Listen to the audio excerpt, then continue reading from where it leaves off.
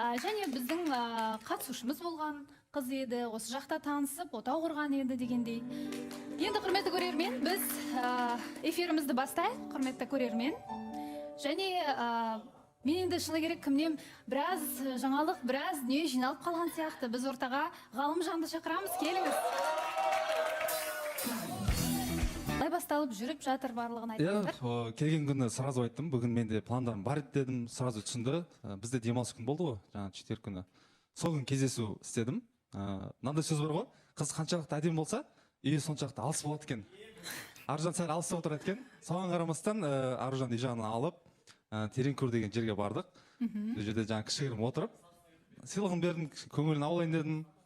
Одан шығып, біз сөйлескен болатынбыз кухня жайлы. Кухняда сәл жоқ екен, ол ничего страшного дедім. Бірге істей саламыз ғой, кейін бәрі дұрыс болып жатса дедім да. И сұрадым, қандай тамақ ұнайды дедім. Маған корейский кухня ұнайды екен бұл кісіге. Рамен ұнайды екен. И ойыма келді, жаңа жерде отырып, может, өзіңіздің қолыңыздан бір рамен ішіп көрсем қалай болады деген сияқты. И бір жерге бардық, сондай жер екен. Бір корейский кухня бар екен. Сол жерден рамен істеп берді маған. Сол жерде отырып, тамақтандық, әңгімелестік. Бәрі жақсы болды бізде. Өзі айта кетсеңіз, кездесу жайлы, өзіне ұнады ма, ойын тыңдайық. Иә, кездесу болды. Кездесу көңілімнен шықты. Басында сұрадым да, не киіп барсам екен деп, сонда да айтпады, өзіңе ыңғайлы киім ки деп. Бірақ білген жоқпын мұндай жерге апаратын. Сізге бірақ ұнады ма? Иә, бәрі ойдағыдай болды. Бәрі ұнады, иә. Ал Ғалымжанның өзі туралы, мінезі туралы айтып берсеңіз, сізге ұнап жатыр ма Ғалымжан? Иә, мінезі ашық, кейде прикол ұстап қояды. Әзілдейді, иә? Әзілдер әйтеуір сізге ұнай ма? Иә, ұнайды. Ғалымжан, сіз айтыңыз Аружан жайлы. Аружан жақсы екен былай негізі. Бізде жаңа кездесуге баратын кезде кішкене сәл настроение болмады. Менде өткен түсіретін адам болмағаннан кейін. Әйтеуір кішкене видеомызды шығардық, бүйттік, сөйттік. Қызықшылық. Бізде ортақ мысалға бір кино ұнайды екен бізге, общий тема бар. Қызықшылық деп айтайыншы. Сондай ұнайды екен. Корейский дорама деп айтады ғой, былайша айтқанда. Мен де көремін негізі, оны ешкім білмейді. Екеуіңіз де жақсы көресіздер. Иә, сол ұнайды екен бұл кісіге. Маған да ұнайды негізі, оны ешкім білмейді. Сол қызықшылық, сәл қызғаншақтығы бар екен негізі бұл кісінің. Оны қайдан байқадыңыз? Оны байқағанда алдында бір-екі сторис байқаған кезде сразу біртүрлі жазды да, сразу сезгенім бар. Өзі де айтқан болады негізі. Мен собственно таңдай болады ғой, типа менікі деген сияқты. Мен ойлаймын, үйде бір қызғаншақ адам болған дұрыс болады деп ойлаймын. Ол мен өзім сондай адам негізі. Менікі, значит менікі. Значит солай. Өзімен де байқады ғой енді, ананы өшір деп. Сізге де солай айтты ма? Иә. Нені өшір деді сізге? Не там инстаграмда аватаркам болған басқа. Иә. Соны бұл кісі алып тастаңыз деді ма сізге? Бұл жерде андай екен, былай айтайыншы, анау сәл ашықтау көйлек екен да.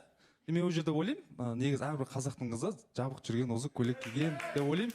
Жалғыз сізге емес Аружан, просто ол жерде ашық деген просто мынау қол екен да, соған айтқаным ғой, өзіңе жақсы ертең өзіңе сөз келмейді дегендей. Қаншалықты жабық жүрсең, соншалықты адамдар дұрыс ойлайды деп солай айтқан болатын. Иә, осы Ғалымжанның жанында жүріп бір байқап жүргендер өзгерісті бар ма? Тимур, Сандуғаш, саламатсыз болса ханым, ассалаумағалейкум қазақ елі. Иә, Ғалымжан бір алдындары қыз келген кезде бір әрдайым Ғалымжанды түсіріп, жаман жақ айтатын еді. Бұл қыз енді Ғалымжанның тура жағын, жақсы жағын айтып жатыр. Жақсы кездесу болған екен, видеодан да көріп жатырмыз. Қыз ұнаған сияқты жалпы, қызғану барысы деп жатыр ғой. Мен түсінбегенім, кеше ма, алдың күні ма, Ғалымжанның историясынан да көрдік. Осы жерде бір қатысушымен екеуі жүр екен да. Оларды не байланыстырады, соны өзінен сұрап кетейін деген ғой Ғалымжаннан. Себебі ол қыздың алдында өзі саған нәмек айтып, сенің де бойың ұзын ғой дегені бар. Одан кейін екеуін бірге көрдік. Арбатта ма, ұмытпастан сол жақта жүрген сияқты. Арбаттай, жалғыз білеміз. Бұл жерде мен де бар едім, айта кетсем. Қай жерде? Жаңағы маған да звондады, негізінде мен бірақ бос болмадым. Мен де шақырған болатын сол съемкаға. Бірақ та енді менің ойымша Жанерке өз-өзін қосып жүрген сияқты. Негізі Жанерке мен Ғалымжанды ешқандай халық та қосып жүрген жоқ, біздің де қатысушылар қосып жүрген жоқ. Өзі бір үміттеніп қалған сияқты қыз баласы. Жоқ, ондай ешқандай үміттейтін нәрсе жоқ арамызда. Сен өзінің сөзінен сатпадың Жанерке. Сенің де бойың ұзын ғой Ғалымжан деген прикол болғаннан кейін, тек сол үшін ғана съемка болайын деп жатқан шығар деп ойладым ғой. Ғалымжан, сіз білдіңіз ба? Негізі мен үйге келген өзім кеше ауырып мазам болмай үйге келген түрім бар. Сонымен Диас күндіз түсірсек қалай болады деген сияқты. Жарайды дедім. енді андай оймайды тұр ғой, мен түсіріп бересің ба деген, жарайды мақұл дедім, кешке келдім, Диас хабарласты маған. Дайынсың ба деді. Давай түсіріп тастайық дедім да. Шықтым. Машинаға отырғаннан кейін сұрадым, кім келеді дедім. Кіммен түсіреміз дедім. Жанерке деді. Опа дедім. Тағы кім бар дедім. Тағы кім бар дедім. Басқа жоқ деді. Аяуға айтайын, мен бір төртеуміз бір жақсы видео түсіріп тастайық дедім. Кейін Жанеркені көрдім да, мен түсінбедім да. Ладно, басқа ой жоқ қой менде. Мен өзім білген жоқпын, мысалы Жанерке келетінін. Машинаға отырғаннан кейін Диастан сұрағаннан кейін барып білдім да оны. Жақсы, Тимур, ойыңызды аяқтаңыз. Мен жаңа аяулымның несіне келісіп отырмын да, пікіріне. Ғалымжаннан ешқандай байқалмайды, керісінше Жанеркеден қарағанынан, көзқарасынан көбірек байқалады да. Себебі ол историяға түсіретінде ол нәрсені білді, халық көретінін. Именно сол Ғалымжанды ғана историяға салған, ол жерде Диас бар екен, жоқ екен де білінбейді. Одан кейін эфирде, реклама уақытында да байқаймыз, көбіне жағалап жүретін Жанерке Ғалымжанды байқаймыз да. Жоқ, былай айтайыншы, Тима, бір адамды түсіріп, бір адам көтерудің қажеті жоқ. Негізі, ол жерде біз жақсы араласамыз.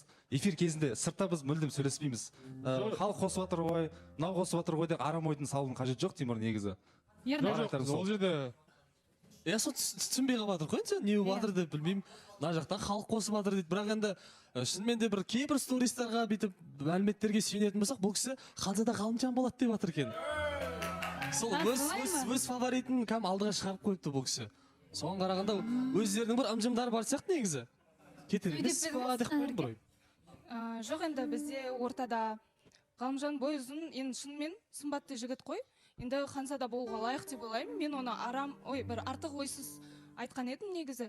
Және де Тимур бізді қайта-қайта өзі кірісіп тұр деп үйтіп айтпай қойшы, сен шығарсың мұнда біреудің үміткерін жағалап жүрген. Жақсы, Гаухар ханым. Балауса ханым, мен сол ойлаймын да, қатысушылар осы контент түсіруден шаршамайды екен деймін да. Басында Перизат, Нуни бәрі сөйтіп контент түсіреміз деп бастаған болатын да, аяғында мысалы Нұрсұлтан жобадан шығып кетті деген сияқты бұлардың басына тимейді екен деймін да. Бұл меніңше бір өздерінің ойлап тапқан бір амалдары сияқты, сыртта кездесудің амалы да, типа контент түсіреміз деген. Осы уақытқа дейін кино түсіретін уақыттарым болды ғой, кино шығатын уақыт болды ғой. Бір кездері қайталанған тәжірибе сияқты. Барлығы сол бір жолмен кетіп бара жатқан сияқты дейді. Ол контент деген. Қатты мән бермей ақ қояйын деп едім, бір енді жақсы барды, түсірген екенсіздер дейін десем, бір жағынан енді ой айтып отыр. Бұрынғы қарым-қатынастар осылай басталған жоқ па деп жатыр. Сол ғой, алдыңғы жолмен келе жатыр да бұлар. Контент деген түсірілгеннен кейін Инстаграмға салыну керек қой негізі. Қане ол контент? Неғып салмайсыздар ол контентті? Не контент деген көрейік та бізде? Ол видео Диаста, Диас өзім салам деді. Мен тек қана күтіп отырмын. Жоқ, ол контенттер кейін шығады да. Бұлар жұп болғасын барып шығады ғой, Нұрсұлтан мен Беризаттық сияқты. Ал керек болса. Фотосессия ма бірдеңе сияқты, ол контент емес сияқты ше негізі. Осындай контенттердің, фотосессиялардың құрбаны болып кеткен адамдар отыр арамызда. Сол үшін енді сен кешеге батсың ғой, аяғыңды аңдап басқаның дұрыс қарындасың. Ондай нәрселерді. Негізі бұл жерде қыз баласына қатты сөйлеп жатыр ғой, өйтіп айтудың керегі жоқ. Бұл инициатива менің тарапымнан болды. Ол жерде алып баратқанда бір не істеп қойған жоқ, бір жақындасу ештеңе болған жоқ. Әшейін бір екі адамның бір-бірінің диалогын түсірдік. Соған маған қыз баласы керек болды, мен Жанеркеге попросить еттім, сол Жақсы, Аделя. Ал енді құрбан ретінде сөйлейін.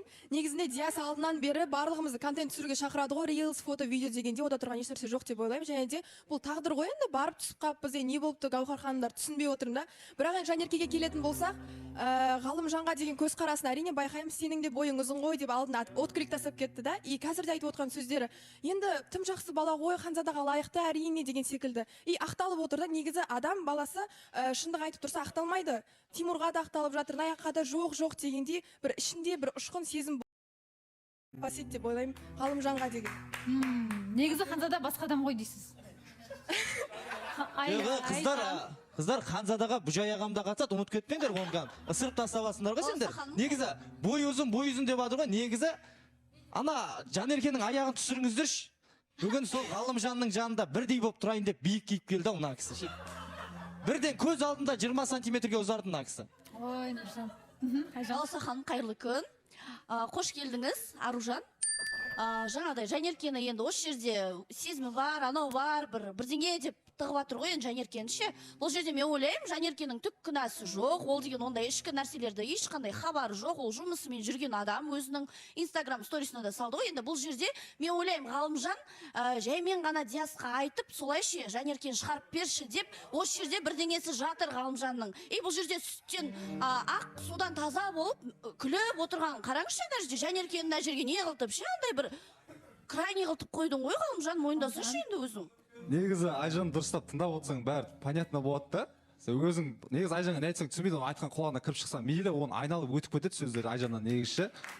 Айтып тұрмын ғой, Диас маған айтқан жоқ, жарайды деп кім бар екенін білген жоқпын. Мен ойлаймын бұл жерде Диастың может жанерке деген ой бар ма деген сияқты. Мен солай ойлап жатырмын да. Неге именно жанеркені шақырды? Мен өзім ойым болатын болса, жанеркемен неге видео түсірмеске мысалы кеше. Мен контентті өзім түсірдім бұл жерде, бір өзім. Бұл жерде екі адам түсіріп тұр ғой, Айжан. Енді Ғалымжан, мне кажется, бір алыстан алып келатсың ау, жаймен, сразу емес та, мына жерде ортада емес, бір алыстан алып келатсың да, Арбат жақтан. Солай деп ойлап отырмын мен өзім. Енді бұйырса көреміз ғой, не болатынын шығады ғой жарыққа. Әйтеуір жанеркені Диасқа ысырып жатыр, әйтеуір Ғалымжанға ысырып жатыр. Бірақ та енді жанеркенің ойы бар екені көрініп тұр оның ше. Әйтсе Ғалымжанды қазып алып сен ойың бар өзі сұрау қажет емес сияқты. Бірақ та бір жағынан, егер де Ғалымжанның көңілі бар деген сөзді біз егер де үміткеріне дұрыс қарамаса, айтуға болатын еді. Бұның ой жанеркеде ғой деген сияқты ше.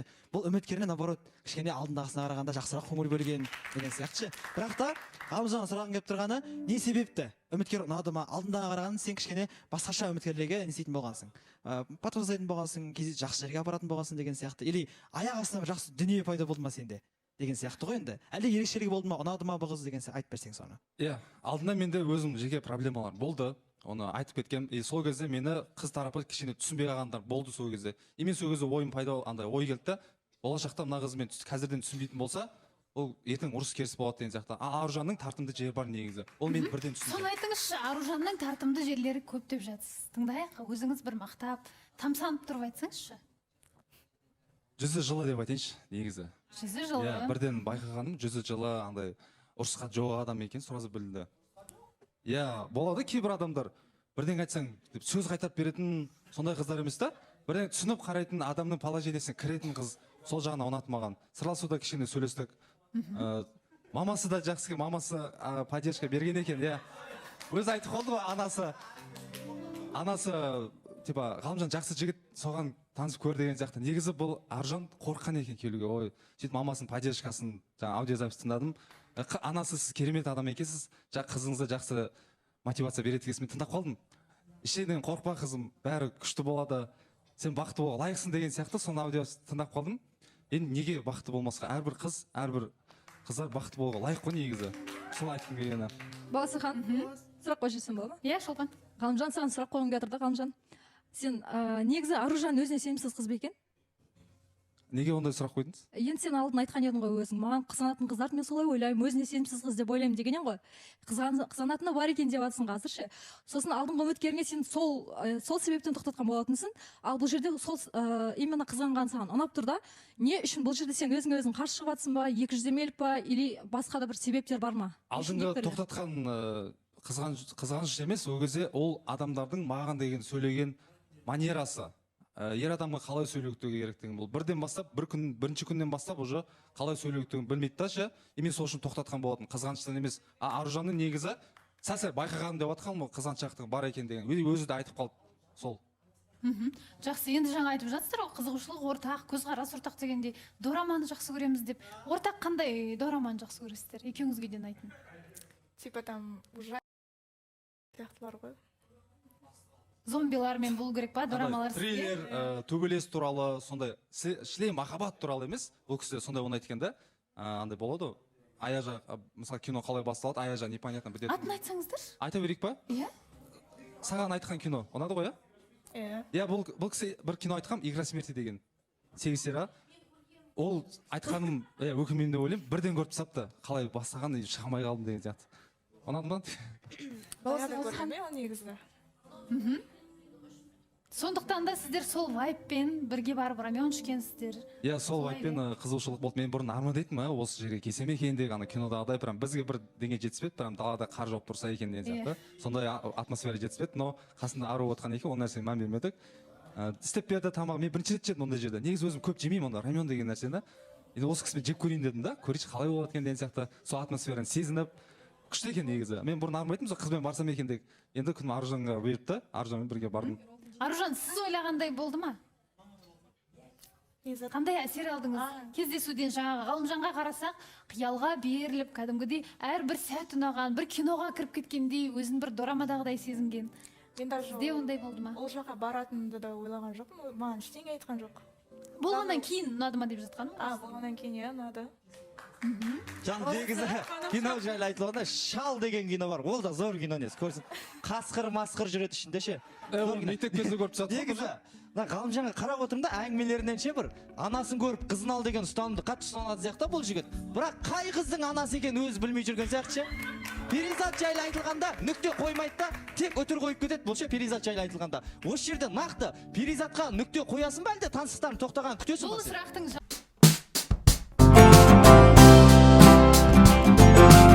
Таңғы өмірдің жаңа беті. Кофеханалары ашылғанына 1 жыл өткен еді. Кездейсоқтық бүгінде қала орталығындағы ең жылы, ең жайлы жерлердің бірі. Келген әр адам мұнда кофе үшін емес, бір ерекше атмосфера үшін отыратын. Данияр шебер бариста әрі иесі. Халима мәзір мен декордың жаны. Олар таңертең ерте келіп күні бойы қатар жүретін. Бірақ күнделікті өмір оңай емес еді. Кейде жеткізуші кешігеді, кейде электр өшіп қалады, кейде клиенттер сын айтып кетеді. Бір күні кешке Халима шаршаған күйде орындыққа отырды. Данияр, мен кейде осының бәріне шыдай алмайтын шығармын ба деп қорқам деді ол. Данияр қолындағы кружканы қойып оның жанына келді. Шаршасаң демал. Бірақ мені тастап кетпе деді жай ғана. Оның иығына басын қойды. Мен ешқашан кетпеймін. Тек кейде сенің үнсіздігіңнен өзімді жалғыз сезінем. Мен де шаршаймын, Халима, бірақ бәрі сен үшін ғой. Сол түні олар ештеңе деместен жай ғана қол ұстасып отырды. Аяқ қала, жаңбыр және үнсіз кеш. Бір аптадан кейін жаңбыр жауды. Қала шамдары жаңбырмен бірге жылтылдап тұрды. Кофеханада клиент аз. Данияр терезеден сыртқа қарап отыр. Сол кезде есік ашылып, ішке Халима кірді, қолында ескі фотоальбом. Мынаны тауып алдым деді ол. Екеуі бірге қарап отырды. Фотоларда алғаш кездескен күн, алғашқы кофе, көктөбе, вокзалдағы күлімсіреген сәттер бәрі бар. Данияр күліп, қарашы біз қандай жас болғанбыз деді. Біз әлі де жаспыз деді Халима, бірақ көзіне жас келді. Неге жылайсың? Деді ол. Себебі бәрі тез өтеді. Мен кейде қорқам, осы жылылық жоғалып кетпесе екен деп. Данияр оның қолын қысты.